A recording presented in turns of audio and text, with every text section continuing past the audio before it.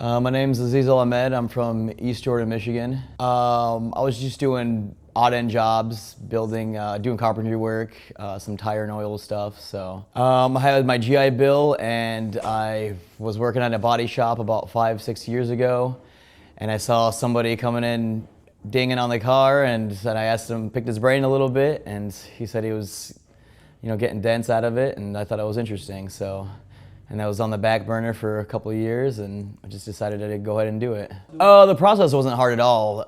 I just contacted one of the school liaisons, and she worked with me for about 4 months because I wasn't sure, entirely when I was going to get here. And she, for 4 months, Michelle, we kept talking back and forth, and figured it out, and it didn't take long at all. So for myself, this is my 3rd week, but technically I guess my 2nd week because I missed a couple of days. But just now I'm starting to understand it and get it, like just literally like 2 dents ago. So from 2 weeks ago, 3 weeks ago, it's definitely, I feel a great weight off my shoulders. So I guess with the hood, or just having it something that just the panel is easier because you can physically take the tool and touch it to where you need it to go.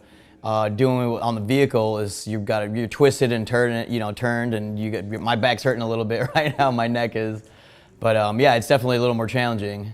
But that's the the point of this is to make it challenging, and the training. So I just open-ended really. I came here, moved from Michigan, so I might ask if I'm good enough, or if I get done with the training, to maybe be an instructor here, or just go back to school again, and then keep pursuing the PDR.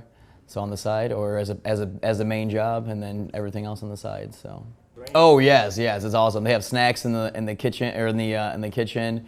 Awesome bathrooms. We take breaks every 10 minutes to rest the eyes. But the snacks are on the house from the school. So it's coffee. So it's cool. Ice cold water. So can't complain. Thank you, Dean King, for preparing me for my future. All right.